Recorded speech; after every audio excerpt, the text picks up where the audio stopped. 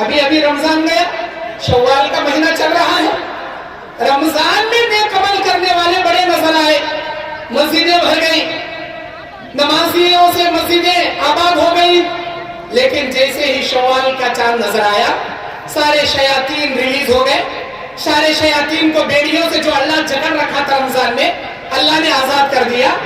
جس طرح شیاطین اللہ تبارک و تعالیٰ کے زنجیروں سے جکڑے ہوئے زنجیروں سے آزاد ہو گئے، مسجدوں سے یہ نمازی بھی ویسے ہی آزاد ہو گئے۔ اب یہ پھر آئیں گے، کب آئیں گے؟ آئندہ سال رمضان کا جب چاند نظر آئے گا تب آئیں گے حضرت، رمضان میں نماز پڑھنے کے لیے آئیں گے۔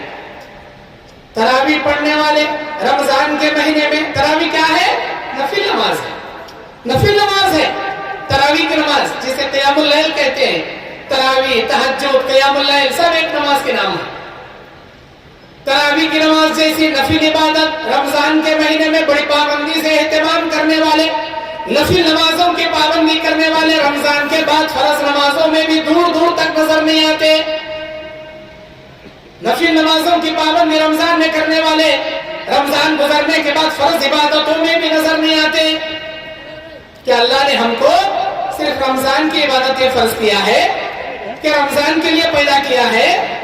ارے وہ خالق، وہ مالک، وہ رازق، وہ رزاق، سال کے 12 مہینے کھلانے والا پلانے والا، روزانہ 2 وقت کیا 3 وقت نعمتیں کھلانے والا پلانے والا، تم سال میں ایک بار عبادت کرو گے؟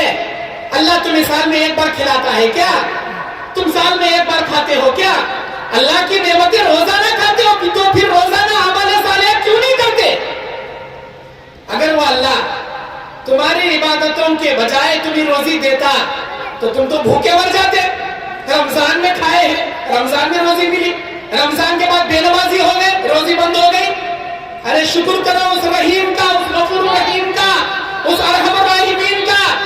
تم اس کی عبادت کرو تب بھی کھلاتا ہے، تم اس کی عبادت کرنا چھوڑ دو تب بھی کھلاتا ہے، تم اس کا ذکر کرو تب بھی وہ تمہیں نعمتوں سے نوازتا ہے، تم اس کی بندگی ذکر کرنا چھوڑ دو تب بھی اپنی نعمتوں سے تمہیں مالا مال کرتا ہے۔ تم اسے یاد کرو یا نہ کرو وہ تمہیں ضرور یاد کرتا ہے، تمہاری بیماریوں کے بعد صحت و تندرستی عطا کرتا ہے، تمہاری مصیبتیں آنے پر جب بھی دعائیں کرتے ہو اللہ تمہاری مصیبتوں سے تمہیں چھٹکارا دلاتا ہے۔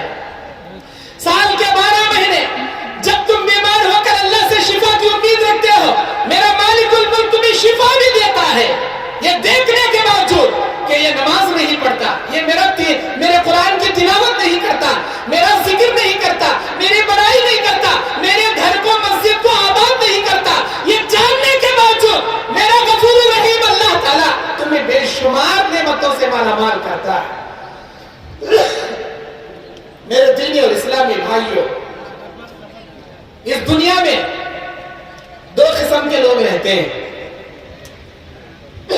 ایک اچھے اعمال کرنے والے لوگ، ایک برے اعمال کرنے والے لوگ، ایک اعمال صالحہ کرنے والے لوگ، ایک اعمال سیئہ کرنے والے لوگ۔ سیئہ مطلب گناہ، برائی، شرک، بدعت، اللہ کی نافرمانی۔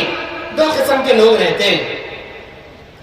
ان 2 قسم کے لوگوں کی کیفیت کیا ہوتی ہے سنو، میرا اللہ قرآن میں کہتا ہے وَالْعَصْرِ إِنَّ الْإِنسَانَ لَفِي خُسْرٍ إِلَّا الَّذِينَ آمَنُوا وَعَمِلُوا الصَّالِحَاتِ۔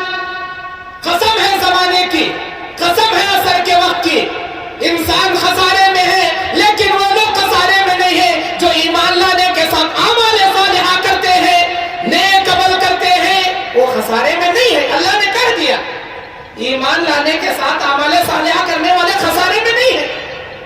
وَتَوَاصَوْا بِالْحَقِّ وَتَوَاصَوْا بِالصَّبْرِ، حق پر رہتے ہوئے صبر کی تلقین کرنے والے خسارے میں نہیں ہیں۔ تو کیا آپ کے پاس ایمان تو ہے؟ اپنے آپ کو اہل حدیث تو کہتے ہو، اپنے آپ کو مسلمان تو کہتے ہو، اعمال صالحہ بھی ہے، اعمال صالحہ ہے آپ کے توشے میں، چہرے پہ داڑھی نہیں، زبانوں پہ سچائی نہیں، لباس یہودیوں کا، کٹنگ نصرانیوں کی، تجارتوں میں حرام دھندے، سودی کاروبار، اچھے اچھے بوڑھے، اچھے اچھے نوجوان، اچھے اچھے علماء، معاف کرنا میری باتیں کڑوی لگیں گی لیکن حق کہتا ہوں، کیا کروں، حق کہتا ہوں، حق باتیں ہمیشہ کڑوی رہتی ہیں۔ عوام تو عوام، علماء بھی شامل ہیں اس دلدل میں. حرام کا وہ تمباکو کھانا، وہ گٹکا کھانا، وہ بیڑی سگریٹ پینا، یہ تمباکو چیزیں کیا ہیں؟ یہ نشہ آور چیزیں، یہ حرام کی چیزیں ہیں. حرام کی چیزیں میں سب ملوث ہیں. عوام تو عوام، علماء بھی شامل ہیں. ارے آپ یہ مت دیکھو علماء کھا رہے ہیں تو حلال ہوگا، علماء بیڑی پی رہے ہیں تو حلال ہوگا، علماء گٹکا کھا رہے ہیں تو حلال ہوگا، علماء تمباکو کھاتے ہیں تو حلال ہوگا. ارے جو کھائے گا وہ جانے گا اللہ کے پاس جواب دینے.